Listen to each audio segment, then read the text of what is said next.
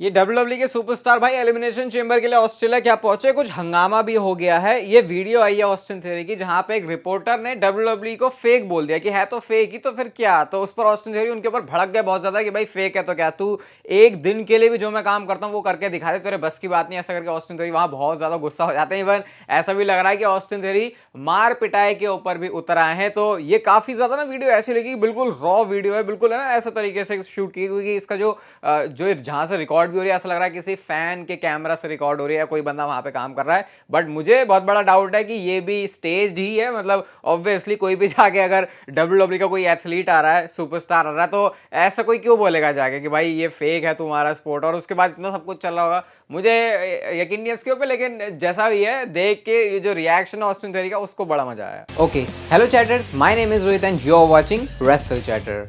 Welcome guys, आपका voice of wrestling के एक और नए एपिसोड में। एलिमिनेशन चेंबर होने वाला है कल। सबसे मस्त बात है भाई, हमारे लिए दिन में होगा तो उसकी अलग ही एक चांदी है। बता देता हूं कि इंस्टाग्राम के ऊपर आप सारे लोग आ सकते हो, डिस्क्रिप्शन में आपको लिंक मिल जाएगा। लाइव होंगे उस टाइम पर हम, तो साथ में शो देखने का बड़ा मजा आएगा। ये हम यूजुअली सऊदी के इवेंट में करते हैं, क्लैश एट द कैसल में भी किया था, और जो ये रेसलमेनिया किक ऑफ हुआ था तब भी किया था, तो थोड़ा मजा आता है। आप लोग आके ज्वाइन कर सकते हो। मतलब ऐसे रिएक्शन शेयर करने में भी अच्छा लग जाता है थोड़ा। चलो एलिमिनेशन चेंबर के लिए क्या सब कुछ चल रहा है आपको बता दूं। सबसे पहले तो ट्रिपल एच के ट्विटर अकाउंट पर एक ट्वीट आया, जो कि ऑब्वियसली उन्होंने ही किया। यहाँ पे वो लाइन दिखा रहे हैं, जो अभी प्रेस इवेंट हुआ उसके लिए कितनी भारी संख्या में जो लोगों की आबादी है वो यहाँ पे आई है। अब प्रेस इवेंट के अंदर क्या हुआ वो मैं आपको बताता हूँ। कुछ बहुत ज्यादा मस्त मस्त मूवमेंट निकले इस पूरे प्रेस इवेंट से। सबसे पहले तो जो प्रेस इवेंट है वो शुरू होता है ग्रेसन वॉलर से, और ग्रेसन वॉलर को भाई क्या रिएक्शन मिला। इतने टाइम से ग्रेसन वॉलर को हम अमेरिकन के बीच देख रहे थे, भाई इस बंदे को लोग पसंद नहीं कर रहे। आज ऑस्ट्रेलिया के क्राउड ने दिखा दिया भाई कितना ज्यादा ग्रेसन वॉलर को पसंद करते हैं। जॉन सीना सक्स के चैंट लगवा दिए ग्रेसन वॉलर ने। अब सोच लो कि कितनी ज्यादा उनकी स्टार पावर फील हो रही थी वहां पर अपने लोगों के सामने। एंड देन ट्रिपल एच वहां पर आते हैं, वो ऑसी ऑसी ऑसी नहीं, उन्होंने तो नहीं किया, वो किसने किया था, रैंडी ऑर्टन ने किया था। वो भी शो पर बड़ा एक मस्त मूवमेंट था। ट्रिपल एच आते बताते वाह क्या क्राउड है। कोडी रोड्स का जो थीम सॉन्ग है वो जरूर उन्होंने जो है सिंग करवा दिया वहां की ऑडियंस को। पहले तो सिंग में गाते हैं, उसके बाद जब उन्होंने सिंग में गाया भाई साहब बिना म्यूजिक बजे खुद ही उन्होंने जो गा दिया है। उनका जो पैशन है डब्ल्यूडब्ल्यूई के लिए वो अलग ही लग रहा था, और इसलिए मजा भी आता भाई जब अमेरिका से बाहर डब्ल्यूडब्ल्यूई जाती है।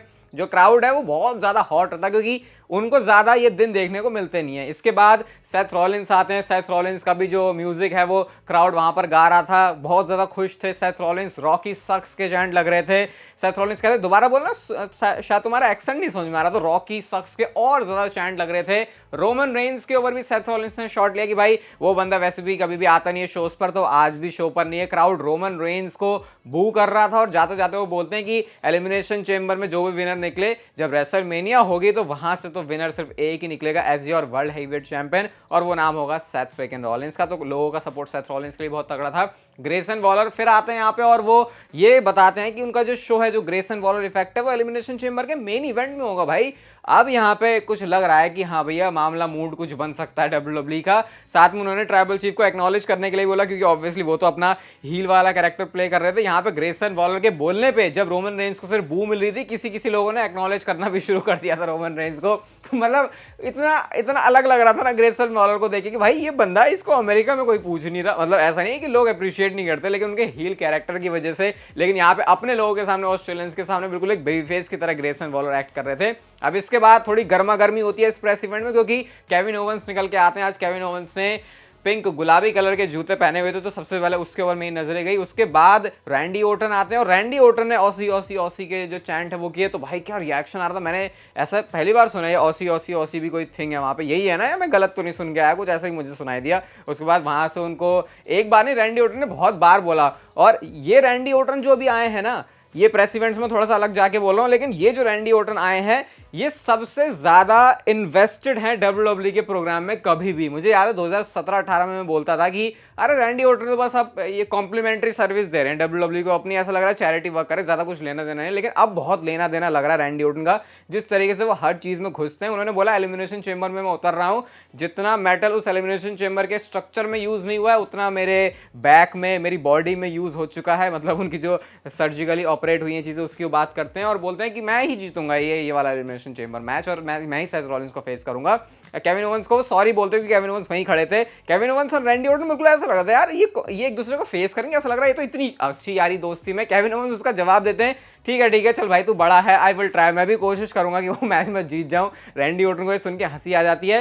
एंड देन यहाँ पे रैंडी ऑर्टन ने ये बात भी बोली कि मैं हॉलीवुड तो नहीं जाने वाला, मतलब जैसे बाकी सुपरस्टार्स बात कर चले जाते हैं ना, रॉक चले गए, जॉन सीना चले गए, वैसे उन्होंने बोला मैं तो कंपनी के लिए रहने वाला हूं और RKO के साथ मैं वो एलिमिनेशन चेंबर के स्ट्रक्चर के अंदर विक्ट्री करूंगा।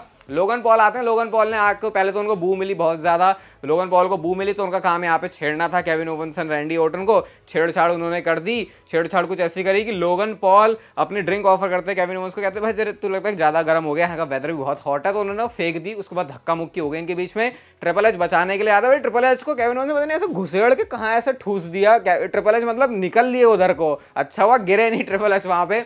उसके बाद बीच बचाव करते हैं और रैंडी ऑर्टन को पता नहीं क्यों लगा ऐसा कि अच्छा ट्रिपल एच बचा रहा तो मैं ही बचा रहा था। भाई रैंडी ऑर्टन आप भी उस मैच में कंपीट कर रहे हो, आपको भी घुस रहा है, लेकिन केविन ओवंस और लोगन पॉल को सेपरेट करने का काम करते हैं। ये तो प्रेस इवेंट में जो थोड़ी सी गर्मा गर्मी होती है वो भी WWE ने यहाँ पे दिखाई। इसके बाद Tiffany Bianca Blair Becky Lynch का भी सेगमेंट होता है यहाँ पे विमेंस एलिमिनेशन चेंबर को हाइप करने के लिए। और मेन इवेंट में नाया जैक्स और रिया रिप्ली होती है सामने, और ये दोनों सुपरस्टार मेन इवेंट में थे। इससे मुझे कोई प्रॉब्लम नहीं हुई क्योंकि काम इन दोनों ने इतना अच्छा किया। नाया जैक्स कहते कि अगर तुम्हें नहीं पता तो मैं बताए तो मैं ऑस्ट्रेलिया में ही पली बड़ी हूं, और ये बहुत स्मार्ट डिसीजन लिया मेरे पेरेंट्स ने कि वो यहाँ से चले गए। लोग उस पर बू कर रहे होते हैं। उसके बाद जब रिया रिप्ली आई तो रिया रिप्ली को तो भाई बहुत ज़्यादा कमाल का रिएक्शन मिलता है। रिया रिप्ली बोलती है भाई जब एलिमिनेशन चेंबर में मैं आ रही हूँ ना तो मैं तुझसे मेरे से नहीं लड़ रही, मेरे साथ सारे जो ऑस्ट्रेलिया के वहाँ पे लोग होंगे उस समय उनके साथ तो लड़ रही होगी। उसके बाद उन्होंने जो प्राइम ड्रिंक है वो भी उनके मुंह पे फेंक दी। नाया जैक्स को फिर वहां से भगा देते हैं, मतलब चली जाती है नाया जैक्स वहां से। ट्रिपल एच कहते हैं चलो चलो भैया चलो हो गया तुम्हारा काम। उसके बाद ग्रेसन वॉलर और रिया रिप्ली ने भाई ऑस्ट्रेलियंस का, जो कि हमने भी देखा था वर्ल्ड कप में हारने के बाद, जब ये ऑस्ट्रेलियंस जो है वो जूते में अब कोई ड्रिंक डाल के शुई बोलते हैं ना उसे, वो वाला मूवमेंट करते हैं, तो वो इन्होंने किया। और उसके बाद लोग वहाँ पे बड़ा खुश हो रहे होते हैं। इनका जो ट्रेडिशनल वे में ये स्पोर्ट्स में करते रहे तो उस तरीके से उन्होंने किया। ग्रेसन वॉल कहते हैं कि ये proudest movement of my life है। तो ये करके WWE ने बहुत सही वाली हाइप बना दी अभी एलिमिनेशन चेंबर की। अभी शाम को चैनल पर वीडियो आने वाली है तो उसके लिए भी स्टे ट्यून्ड। आज आ रही है भाई आज वीडियो, 2 वीडियो को मैंने बोला है तो कभी कभी हो जाता भाई, नहीं आती तो नहीं आती, लेकिन आज आ जाएगी चैनल पर दूसरी वीडियो, उसके लिए टेंशन नॉट। ग्रेसन वॉलर का एक ट्वीट मैं आपको दिखाता हूं जिसपे उन्होंने सेथ रॉलिंस जो बजा रहे हैं कोडी रोड्स को, उनकी फ्यूड में जो हुआ था वो वाली फोटो लगाई और बोला है some people don't change, they just find new ways to lie. यानी सेथ रॉलिंस यहाँ पे झूठ बोल रहे हैं और कोडी रोड्स को वो अपने जाल में फंसाएंगे। ये बात ग्रेसन वॉलर ने बोली है और ग्रेसन वॉलर एक बहुत इंपॉर्टेंट रोल प्ले करने वाले हैं एलिमिनेशन चेंबर के ग्रेसन वॉलर इफेक्ट में। तो यहाँ से जो हिंट्स हैं या फिर हमको जो कंफ्यूज करने वाला जो सीन है वो सब चल रहा है। और जितनी ज्यादा हाइप इन्होंने ग्रेसन वॉलर की, अब उन्होंने ये भी बोल दिया मेन इवेंट में है, तो भाई मतलब ऐसा वैसा तो नहीं होने वाला। मतलब ये इतने दूसरी कंट्री में जाके भाई सिर्फ इतना तो नहीं करेंगे, कुछ बहुत बवाल तो होगा, मैं ऐसा एटलीस्ट ऐसा एक्सपेक्ट कर रहा हूँ यहाँ से। अभी सेथ रॉलिंस किसको फेस करेंगे रेसलमेनिया में उसके लिए बहुत ज्यादा कंफ्यूजन है, लेकिन सेथ रॉलिंस ने क्या कहा कि वो किसको फेस करना चाहते हैं वर्ल्ड हेवीवेट चैंपियनशिप के लिए एट रेसलमेनिया, तो उन्होंने नाम लिया रैंडी ऑर्टन का कि मैं रैंडी ऑर्टन अगर मेरा ओपोनेंट बनता है रेसलमेनिया के लिए तो वो एक तरीके से उनका एक ड्रीम मैच वाला सिनेरियो होगा कि वो ऐसा सोच रहे कि उनके लिए रेसलमेनिया कुछ ऐसी देगी। अब जब सेथ रॉलिंस की ख्वाहिश है तो देखते हैं। रैंडी ऑर्टन भाई एलिमिनेशन चेंबर में उतर रहे हैं तो उनको हल्के में नहीं लिया जा सकता क्योंकि वो बहुत टैलेंटेड हैं और 9वीं बार एलिमिनेशन चेंबर के अंदर उतर रहे हैं। ट्रिपल एच ने फाइनली उस मूवमेंट के ऊपर भी रिएक्ट कर दिया भाई जिसके बारे में सबसे ज्यादा जो है कंट्रोवर्सी क्रिएट हुई थी जब AEW के अंदर वो जो थ्रोन था, वो जो सिंहासन था ट्रिपल एच का ऐसा दिखाया गया था, वो बिल्कुल स्कल्स के साथ में जब उसको तोड़ा था तो ट्रिपल एच ने उस पर बोला भाई कभी कभी लोग चीज़ों के बारे में ज़रूरत से ज़्यादा बात कर लेते हैं। जब मैंने उसको देखा था मैं हंसा था। और इस इंडस्ट्री का बच्चा है कोडी रोड्स, बच्चा है उन्होंने मतलब ये नहीं बोला कि अरे ये तो बच्चा है, वैसा वाला बच्चा नहीं, वो बोला बच्चा मतलब यहीं से पला बड़ा हुआ है। तो उसने ऐसा कुछ किया भी तो मुझे कुछ प्रॉब्लम नहीं हुई थी कभी भी ना उस टाइम पे, और ऑब्वियसली अब तो वैसे भी नहीं, अब तो वो उनकी कंपनी का पार्ट है। तो फाइनली आज उस चीज़ को उन्होंने एड्रेस किया और कोडी रोड्स के उस चीज़ को उन्होंने बहुत ज़्यादा ऐसा खुशी वाले तरीके से लिया कि अच्छा चलो भाई चलो हैपनिंग चीज़ हो रही है। बस इतना रिएक्शन था ट्रिपल एच का इसके ऊपर और लोगों ने बना दिया कि भाई ट्रिपल एच कभी नहीं भूलता, वो कोडी रोड्स की ऐसी तैसी कर देगा वैसी कर देगा, वैसा हो नहीं रहा भाई WWE कंपनी के अंदर अभी कुछ भी।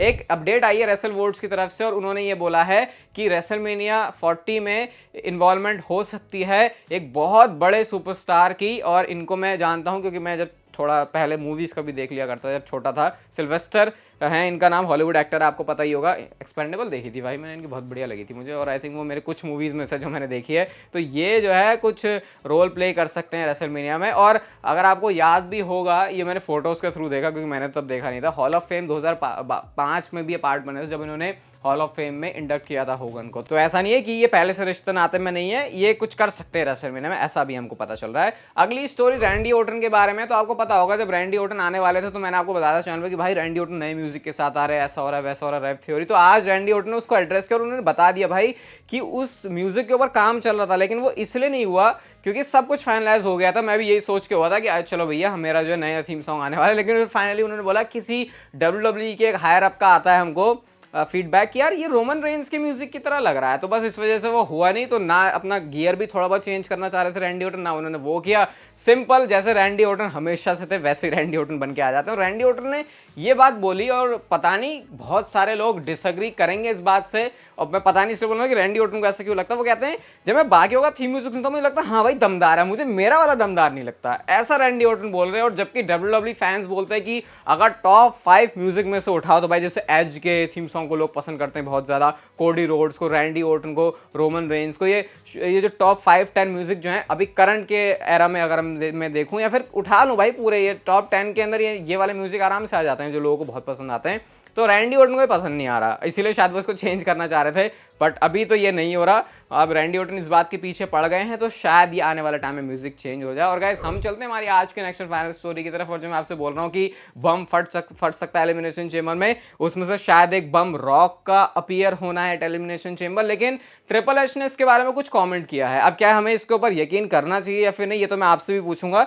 लेकिन ट्रिपल एच ने ये बोला कि देखो रॉक जो है एलिमिनेशन चेंबर में नहीं आ रहा, तो मैं ये नहीं चाहूंगा कि तुम वहां पर एक्सपेक्ट करो कि रॉक आने वाला है, लेकिन मैं इतना बोल सकता हूं कि जो एलिमिनेशन चेंबर है वो स्पेक्टेकुलर होगा, बहुत बड़ी चीजें होंगी शो पर। मतलब ट्रिपल एच ने हाइप इसको बहुत ज्यादा कर दिया। अब मैं सोच रहा हूं कि ग्रेसन वॉल इफेक्ट को उन्होंने मेन इवेंट में डाला है, ये कह रहे हैं रोमन रेंज भी नहीं आएंगे, ये कह रहे हैं रॉक भी नहीं आएंगे, बट ये जरूर बोला ट्रिपल एच ने कि आने वाले शोज के लिए हमने बहुत जगह पर रॉक को बुक किया हुआ है, तो ये भी यहाँ से एक हिंट है।